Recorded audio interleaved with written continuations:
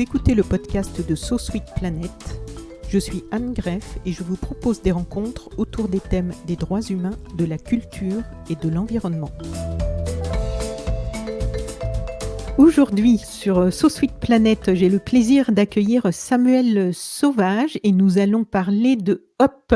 Bonjour Samuel. Bonjour Anne. Je vais te laisser nous expliquer ce que c'est que HOP et ce que vous faites. Donc HOP, qu'est-ce que c'est ? Oui, alors HOP, c'est un peu un cri, le fait de dire allez, hop, on y va, on change les choses, allez hop, il y en a marre d'un certain modèle de société, mais c'est aussi un acronyme. HOP, c'est Halte à l'obsolescence programmée, donc HOP.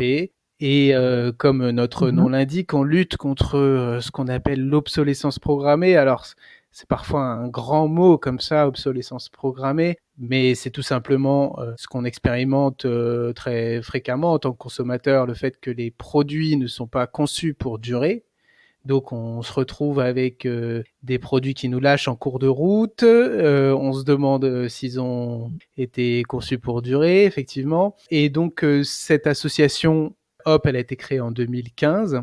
On dénonce les pratiques d'obsolescence programmée et en même temps, on promeut toutes les alternatives, toutes les solutions pour dire voilà, les produits peuvent durer plus longtemps. Ça dépend du consommateur, ça dépend de l'État, ça dépend des entreprises. Donc, il y a plusieurs leviers de propositions. Hein. J'espère qu'on pourra en parler aujourd'hui. Oui, et donc, ça fait un champ d'action assez large, puisque finalement, on va parler de tout type de produits, évidemment de vos équipements électroniques, mais aussi de vos vêtements, de vos voitures, de votre électroménager, etc. Et toutes les solutions qui peuvent permettre d'allonger leur durée de vie. Donc, ça fait effectivement un champ assez large. Ça fait du travail pour notre association. Voilà.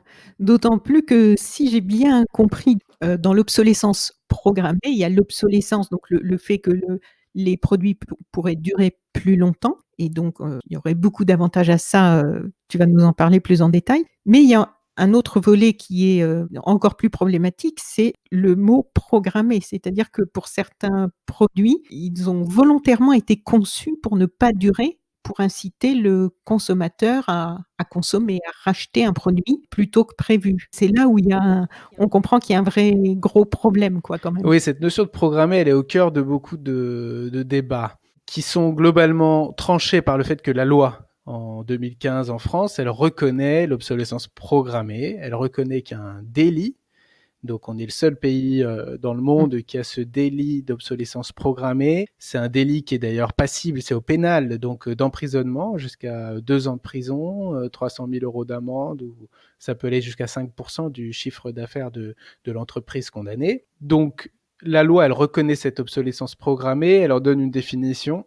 Elle dit que c'est toutes les pratiques qui visent à réduire délibérément la durée de vie des produits pour en augmenter le taux de renouvellement, ça veut dire pour forcer à acheter de nouveaux produits. Donc la question, c'est sur le délibérément, réduire la durée de vie. Effectivement, comment est-ce qu'on peut prouver cette réduction délibérée de la durée de vie ? Alors il y a eu historiquement des cas. Le cas un petit peu connu, historique, c'est celui de l'ampoule avec le cartel qu'il y avait eu en début de siècle, où les fabricants s'étaient entendus pour réduire la durée de vie des ampoules. Donc là, on avait vraiment cette décision des entreprises qui avaient décidé d'un certain nombre d'heures. On a des cas également comme celui des imprimantes, sur lequel nous, on a porté plainte auprès d'Epson, où effectivement, il y a une puce qui compte le nombre d'impressions et donc à partir de laquelle, qui invite le consommateur, qui pousse le consommateur à jeter son imprimante parce qu'elle ne fonctionne plus. On a des cas comme ça où l'aspect programmé, il apparaît dans son sens premier. Mais nous, on veut pas rester au côté programmé comme si à chaque fois il y avait un ingénieur qui met une pièce qui va casser à tel moment, au bout de 2 ans, au bout de 3 ans, au bout de 4 ans. Ça, c'est très très rare finalement. L'essentiel de l'obsolescence programmée, c'est beaucoup plus subtil que ça. Il y a 3 types globalement d'obsolescence. Il y a des aspects techniques où certes il y a des pièces, mais qui sont globalement pas assez robustes, donc c'est fait exprès que la pièce soit mise à un endroit où ça va être fragile, près d'une source de chaleur, etc. C'est une pièce en plastique, donc c'est une pièce peu robuste, ou alors dans les questions techniques, elle a la partie réparabilité, c'est-à-dire bien souvent on voit que le produit il est conçu pour être difficilement réparable. Donc c'est pas vraiment que le produit il est conçu pour être cassé, mais il est conçu pour que ce soit difficile d'être réparé. Et qui dit difficile d'être réparé dit que ça va être jeté et puis on va en acheter un autre. Après, il y a un autre type d'obsolescence, c'est le logiciel. Alors on pourra peut-être en reparler, mais c'est toutes les manières qu'ont à travers les applications, les logiciels, d'interférer sur notre appareil. Et donc, quand on a toujours des applications plus gourmandes, plus grosses, qui vont faire dysfonctionner notre téléphone ou notre ordinateur, quand on a des problèmes de compatibilité, etc., là aussi, on a un problème d'obsolescence, c'est-à-dire qu'après coup, notre appareil pourrait encore marcher, mais vu tous les nouveaux logiciels qu'on nous force à mettre, eh bien, on est amené à changer d'appareil. Et puis, il y a un dernier type d'obsolescence qui est encore moins, on va dire, programmé au sens strict, mais qui quand même est très important, c'est tout ce qui est esthétique, tout ce qui est culturel, c'est les phénomènes de mode. Donc derrière ça, on a le fait on vous vend un appareil, mais on vous pilonne, on vous martèle qu'il y a un nouveau modèle qui est beaucoup plus performant, et finalement ça fonctionne, et ça pousse les consommateurs à se débarrasser d'un objet qui marche encore, qui répond encore à son besoin, mais voilà, il croit que c'est pas le dernier objet à avoir, et donc ces trois types d'obsolescence, souvent ils se complètent, ils sont plus ou moins subtils, plus ou moins cachés, mais au final, qu'est-ce qui se passe? Le consommateur, il renouvelle trop tôt son achat, il crée un déchet beaucoup trop tôt, il a extrait des ressources naturelles inutilement, et donc ce système-là, il peut pas perdurer. Et alors Hop, ça a été créé, quand? Comment? Alors, on s'est créé en 2015. On était 5 cofondateurs au départ. Une personne qui est particulièrement à l'origine, c'est Laetitia Vasseur, qui est actuellement directrice de l'association. Et donc, Laetitia et moi, on est resté un binôme finalement assez stable pour pousser l'association vers son développement. Et globalement, comme beaucoup d'associations, finalement, on était des personnes qui se connaissaient, qui étaient amis ou qui en tout cas partageaient ces intérêts communs. Il y en avait plusieurs qui étaient engagés au niveau politique, on va dire, d'autres plus associatifs, mais il y avait des réflexions communes sur une économie qui doit être plus respectueuse de l'environnement. Moi, en tout cas, c'est ce qui m'a toujours poussé, c'est comment est-ce qu'on change l'économie pour préserver la vie sur Terre, des humains sur cette planète qui n'a pas forcément besoin de nous, mais qui en tout cas, nous, on a besoin d'elle. On a réuni nos forces comme ça. Au départ, on s'est dit, on va faire une petite asso, notamment pour porter plainte, c'est-à-dire on avait poussé pour qu'il y ait le délit d'obsolescence programmée, mais après ce délit, eh bien, qui va porter plainte là-dessus? Qui va le faire vivre? On sait qu'il y a beaucoup de lois qui restent lettre morte. Donc, il y a besoin de société civile pour derrière activer les choses. Et c'est ce qu'on s'est dit. On s'est dit, on peut déjà se constituer en tant qu'association comme ça, sans penser qu'on allait se développer, créer des emplois, avoir des locaux, etc., comme c'est le cas maintenant. On n'avait pas idée que ça se développerait de cette manière. Mais voilà, c'est ce qui est joli dans ces aventures, c'est qu'on se laisse après saisir par des opportunités. On voit que ça prend bien, et c'est peut-être la première chose, c'est que dès qu'on a créé l'association, eh bien, il y a eu un intérêt des médias, un intérêt des citoyens, et donc rapidement, on a vu qu'il y avait une place finalement pour un acteur comme Hop, un rôle à jouer, et puis même, oui, vraiment, je pense qu'on a cette responsabilité-là, c'est-à-dire que maintenant que on existe, ces enjeux sont tellement colossaux qu'on ne serait pas vraiment pas satisfait de nous-mêmes si on faisait pas le maximum pour allonger la durée de vie des produits, pour convaincre à tous les niveaux. Et donc, c'est pour ça qu'on essaye plein de choses, avec plus ou moins de réussite. Mais en tout cas, on s'est quand même développé et on a fait quand même pas mal de choses en 5 ans. Et Hop, donc c'est une association qui se veut indépendante et non partisane. Est-ce que vous êtes en réseau aussi avec d'autres associations sur, les mêmes sujets à l'international, ou pour l'instant c'est vraiment, vous restez entre les frontières, de la France? Alors, on est en réseau parce que moi, je pense que là, on reste une petite association face à des enjeux qui nous dépassent en grande partie. Donc, d'une part, en France, on a souvent eu des actions communes avec d'autres ONG. On a fait des choses avec les Amis de la Terre, avec Zero Waste, avec Greenpeace, etc. On a fait ça aussi avec des associations de consommateurs comme UFC Que Choisir. Donc, selon les sujets, on a des campagnes communes parce qu'on sait qu'on est plus fort quand on y va à plusieurs.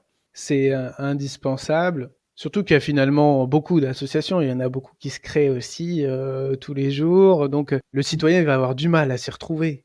Ah, est-ce que tu connais un tel, et puis il y a tel asso qui fait ça aussi. Même moi, je les connais pas toutes.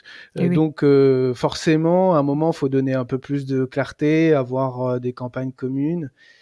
C'est important. Et puis ce que j'allais dire au niveau international, parce qu'on fait face aussi à un marché qui n'est pas qu'un marché français, et donc les vendeurs en France vendent partout dans le monde.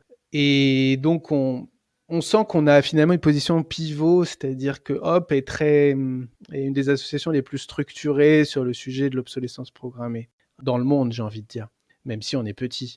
Et donc finalement, on a un rôle à jouer, ce qui fait qu'on crée des liens. Ils sont pas très formalisés, mais avec des associations au Québec, en Espagne, en Colombie, en Belgique. Donc c'est au gré des opportunités qui nous demandent conseil. On essaye de pousser leurs propositions de loi, par exemple. Au niveau européen, on essaye de travailler aussi parce que c'est quand même un élément important quand même, par rapport au marché européen. Alors c'est dur de tout suivre, mais il y a des consortiums d'ONG, on va dire, auxquels on participe pour essayer de faire un plaidoyer commun sur certains sujets, quoi. Donc c'est sûr, c'est important. Après, on peut pas forcément être sur tous les fronts au niveau mondial, mais idéalement, il faudrait le faire parce que voilà, ces enjeux-là, ils se retrouvent partout. Oui.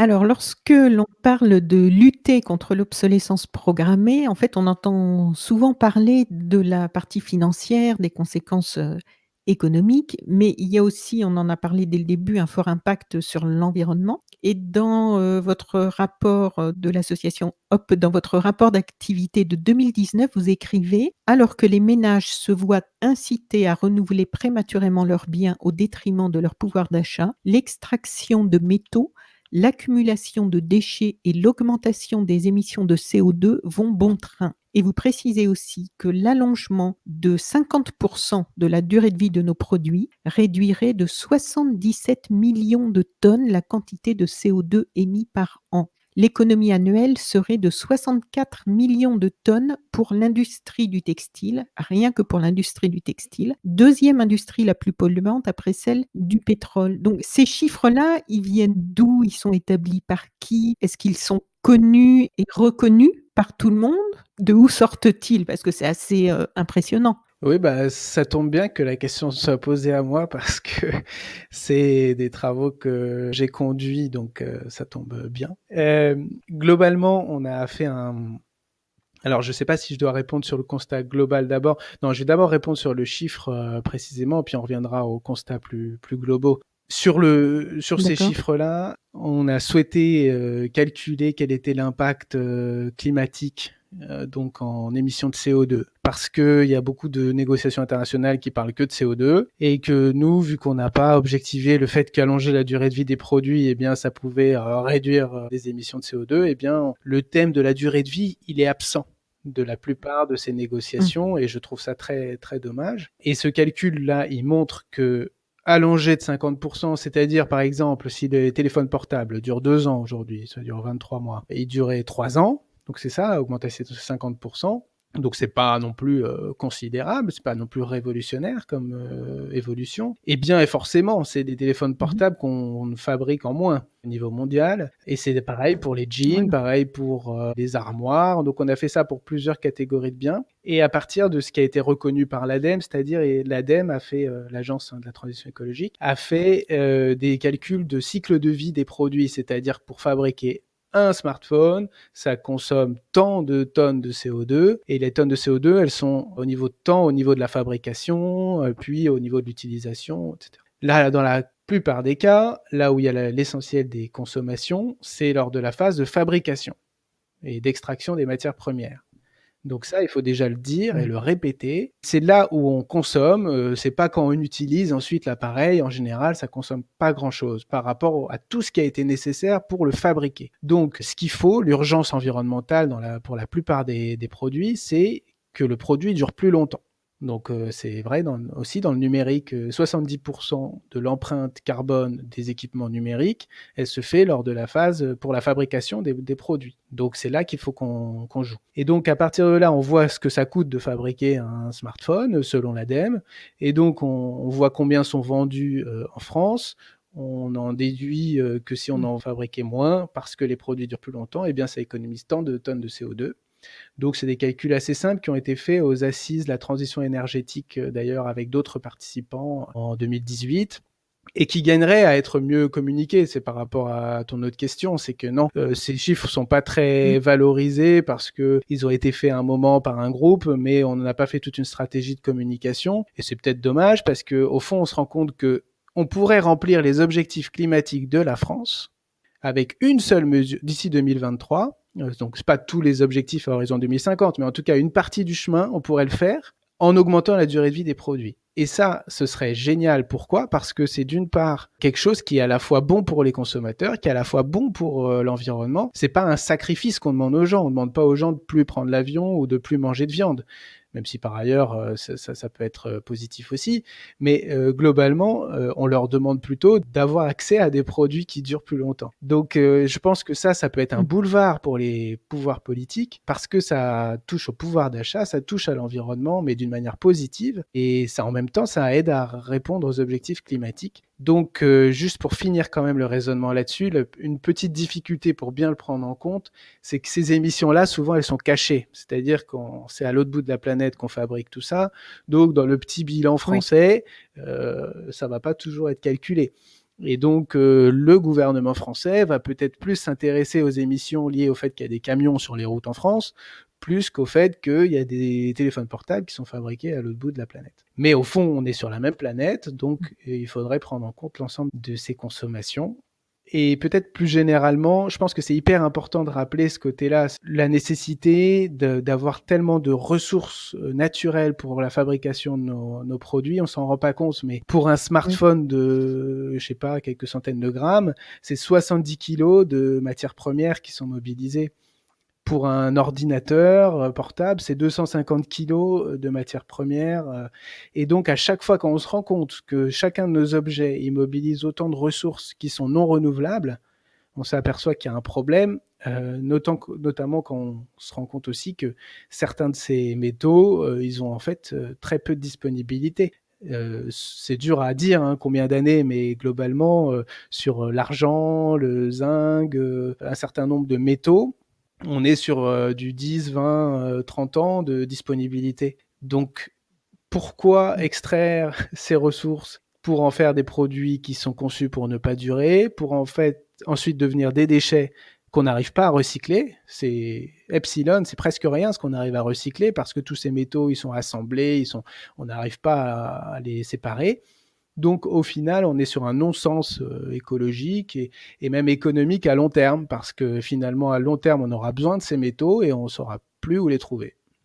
Évidemment, la chose qui vient toujours à l'esprit par rapport à cette explication, parce qu'on comprend bien que tu dis que les politiques peuvent s'en emparer par rapport à tous les enjeux et à ce que ça peut aider par rapport aux problèmes auxquels on fait face actuellement, justement par rapport aux ressources, par rapport à la planète, à la pollution. On comprend en tant que consommateur ce que ça peut nous apporter aussi. Le souci, c'est les industriels, parce que eux répondent toujours à ça, que s'ils ont créé le système tel qu'il est actuellement, c'est parce qu'il faut que ça tourne, il faut que ça sorte des usines, parce qu'il faut que l'argent rentre, donc il faut que les gens achètent pour que toutes ces industries et ces entreprises multinationales puissent continuer à faire leur beurre, pour parler en langage courant. Du coup, quel est votre, comment vous leur vendez ça aux industriels? Par rapport au fait que ça fait de l'argent en moins de lutter contre l'obsolescence programmée, de faire des produits qui durent plus longtemps. Et l'autre aspect financier par rapport aux consommateurs, c'est que souvent, quand on se tourne vers des choses plus durables, y compris en termes de vêtements, c'est plus cher. Alors, par rapport à ces deux axes-là, quelle réponse aujourd'hui on peut apporter et aux industriels et aux consommateurs qui voudraient bien du durable, mais qui quelquefois trouvent que c'est un peu cher, y compris en termes de matériel?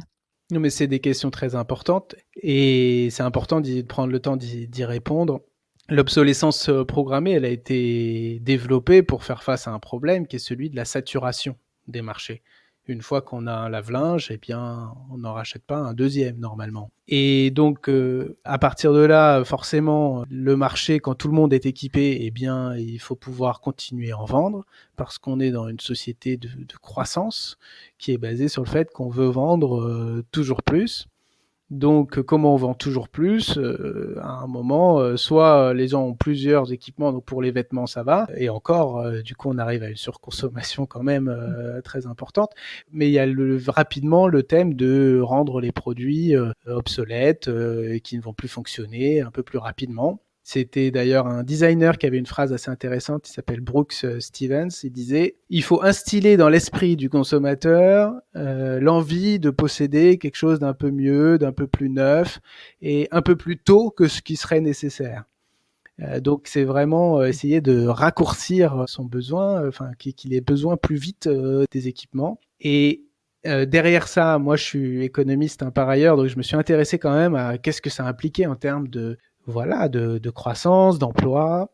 Et notamment quand on parle d'emploi, faut pas rigoler avec le sujet, quoi, parce que je n'ai pas non plus envie que la moitié de la population française se retrouve au chômage. À partir de là, il y a plusieurs réponses. Il y en a une première qui est celle au niveau français, et c'est donc comme ça que je pense on propose aux industriels de rejoindre Hop. C'est qu'au niveau français, il y a finalement le besoin. Aujourd'hui, ils ont intérêt à se positionner tout de suite sur les produits durables et réparables. Ils ont intérêt pourquoi ? Parce que les consommateurs, ils ont cette attente très fortement. Quasiment avec le prix, une de leurs attentes principales, c'est celle que le produit dure longtemps. Donc, il ne faut pas rompre cette confiance qui est déjà un peu malmenée. Et donc, il faut vraiment garantir ça. Et le garantir, ça permet de le fidéliser. Donc, ils sont beaucoup d'entreprises à prendre conscience de cet élément. D'autre part, il y a aussi de plus en plus de lois et d'interdictions, donc il faut pouvoir prendre en compte aussi. Donc, ils ont intérêt à faire ça. Et puis, cette manière de fidéliser, ça permet à l'industriel de vendre d'autres produits. C'est-à-dire, certes, il aura déjà le lave-linge qui durera longtemps, mais il pensera à cette marque quand il aura besoin d'une bouilloire ou quand il aura besoin d'un frigo. Et donc, finalement, pour la marque en tant que telle, ce positionnement, il est bénéfique. Elle peut continuer à vendre et à se développer. Elle peut d'ailleurs se développer d'une autre manière, ce que font certains en vendant un service. C'est-à-dire que, par exemple, le fait de louer un équipement ou de donner accès à de la réparation, par exemple Darty récemment a proposé une offre où en payant un certain nombre d'euros par mois, il y a la réparation incluse de tous les équipements électroménagers. Ce qui n'est pas la même chose que les assurances, parce que là, il y a eu des abus aussi. Oui, exactement. C'est même qui faisaient des pratiques très contestables sur les extensions de garantie. Parce que souvent, ils vous vendaient, ah, vous allez avoir 5 ans de garantie en plus, mais ils oubliaient de vous dire que dans les 5 ans, vous avez déjà 2 ans de garantie légale par la loi pour tous les produits. Donc, dans les 5 ans, il ne faut pas qu'ils vendent les 2 ans. Ça, c'est normal. Donc, il y avait des abus dans cet ordre d'offres. Mais c'est même là, il y a un changement, on va dire, de mode de pensée où ils se mettent à développer des offres plus vertueuses comme celle que je disais, où on invite vraiment à réparer au maximum avec des forfaits et où là aussi, finalement, l'entreprise s'y retrouve parce que elle vend tous les mois un service. Elle vend pas plus de machines, mais elle vend d'autres choses et ça continue à faire son chiffre d'affaires. Donc ça, c'est vraiment un positionnement qui peut être très positif pour les entreprises et même qui peut être mortifère si elles le font pas maintenant, alors que leurs concurrents le font. Donc, première chose. Et puis, deuxième chose, au niveau national, qu'est-ce que ça donne après en termes d'emploi ? Il est possible que, oui, il y ait un petit peu moins de production industrielle en quantité. Sauf qu'aujourd'hui, on n'a quasiment aucune production industrielle en France déjà. Donc, globalement, l'impact, il est plutôt pour tous les biens importés. Donc, il est plutôt un impact positif sur toutes nos importations, donc notre déficit commercial. Mais au contraire, les emplois qui sont créés, ça peut être quoi ? Ça peut être des emplois de réparation en France ou en Europe, si vous voulez. Donc, des emplois qui doivent être de proximité parce qu'il faut qu'il y ait quelqu'un qui vienne réparer.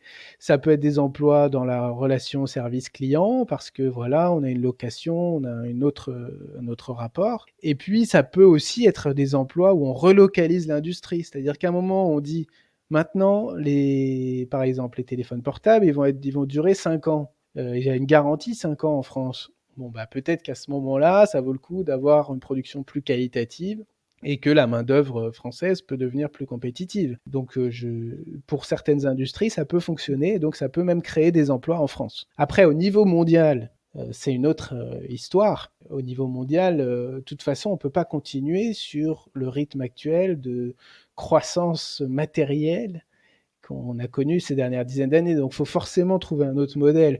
Et Oui. forcément, il y a des reconversions à voir où des industries actuelles, eh bien, il faut qu'elles trouvent un rythme un peu plus modéré de production, qu'en même temps, elles se reconvertissent sur tout ce qui est réemploi, recyclage, où là aussi, il y a beaucoup d'activités à développer. Donc, à la fin, il y aura du travail. C'est juste qu'il faut arrêter d'avoir un travail où on ponctionne des ressources et où après, on les met à la décharge. Il faut un travail qui s'inscrive dans ce qu'on appelle l'économie circulaire, c'est-à-dire tout ce qui permet de réutiliser au maximum la matière, parce que la matière, voilà, elle est sur Terre. Et il faut la garder utile pour nos biens et pas en faire des déchets le plus rapidement possible. Là, on parle essentiellement donc de l'impact, environnemental de ce sujet. Il y a aussi les impacts sociaux de cette, façon de consommer, de cette façon de produire surtout. Ouais, il y a un impact social autant qu'environnemental. Alors c'est sûr que la première entrée, souvent, elle est environnementale, mais l'impact social, il tient au fait que les premières victimes de l'obsolescence programmée sont souvent les personnes les plus défavorisées, les plus vulnérables, parce qu'elles n'ont pas beaucoup d'informations, elles se tournent vers du low cost, etc. Et finalement, elles se retrouvent à renouveler leurs achats très rapidement et donc à payer beaucoup plus cher que les plus riches pour des appareils de moins bonne qualité. Voilà, et les crédits Avec des et crédits parfois, des scandales de crédits revolving, etc. Donc on a un problème social et en même temps un peu ambivalent, et d'ailleurs ça me permet de mieux répondre à la question aussi de tout à l'heure sur la question de est-ce qu'on a de quoi acheter, des moyens d'acheter des produits plus durables. C'est que effectivement, quand on regarde à long terme, sur 10 ans, les dépenses, on a souvent intérêt à acheter quelque chose de plus haut de gamme. Par exemple, on avait fait une enquête sur les collants, donc des femmes en général. On se rendait compte que 50% des collants, j'ai plus le chiffre exact, mais globalement, selon le sondage, filaient entre 3 et 6 utilisations. Donc globalement, on est quasiment sur du collant jetable. Mais en fait, ça coûte 10 € à chaque fois. Donc, pour le porte-monnaie, ça a quand même un impact. Et qu'il y a des gammes au-dessus qui coûtent plutôt dans les 50 €, mais où finalement, la durée, elle est en années. Donc, assez rapidement, on se rend compte que ça vaut la peine de dépenser un peu plus pour ces objets. Cependant, évidemment, il y a des ouais. gens qui n'ont pas les moyens aujourd'hui de mettre à un moment 50 € sur ce mois-ci, parce que c'est déjà dur Et oui, c'est ça. d'arriver à la fin du mois. Donc c'est pour ça qu'on pense qu'il faut avoir d'autres mesures. C'est pas que la responsabilité du consommateur. C'est un discours qui serait très vraiment tronqué, qui serait même culpabilisateur. Déjà parce que souvent, c'est pas facile d'avoir l'information en tant que consommateur. Il y a tellement de choses à savoir, dans quelles conditions c'est fabriqué, ça vient d'où, est-ce que c'est durable, etc., etc. Et tous les Tous les labels aussi labels. maintenant, faut Donc s'y franchement, retrouver. il faut avoir un certain niveau de militantisme pour vraiment savoir quoi acheter sur chaque Et produit, du hein, temps. et du temps. Donc moi le premier, hein, je n'arrive pas à acheter les meilleurs produits parce que ça prendrait beaucoup trop de Mais temps. oui. Donc, faut essayer, mais on peut pas attendre du consommateur qu'il soit exemplaire sur tous les plans. Et donc, à partir de là, il faut l'aider. Et donc, il faut que le gouvernement et les pouvoirs publics l'aident financièrement, d'une part, c'est-à-dire qu'il faut qu'il y ait des taux de TVA, par exemple, réduits pour la réparation, pour les produits qui sont de seconde main, des choses comme ça. Déjà que ça soit un peu moins cher. On pourrait imaginer des taux de TVA plus faibles ou des impôts plus faibles pour les produits qui sont les plus durables. Donc des choses comme ça. Peut-être qu'on peut les aider aussi en disant bah oui, mais vous pouvez peut-être payer en plusieurs fois, avoir ce type d'offres un peu plus généralisées et transparentes, pas pas sous forme de piège, pour que on se rende assez vite compte que l'achat d'un produit qui va durer vraiment 2 fois plus longtemps, eh bien, on peut se le permettre, le rendre accessible à tout le monde. C'est un vrai enjeu. Aujourd'hui, c'est vrai que pour certains équipements, eh bien, voilà, il y a une partie des Français, des Européens, qui peuvent pas se permettre d'acheter du haut de gamme ou l'appareil plus cher. Après, je précise quand même une chose, c'est pas toujours le cas que le produit le plus durable est le plus cher. Il y a aussi des produits qui sont pas forcément plus chers et qui sont vraiment durables.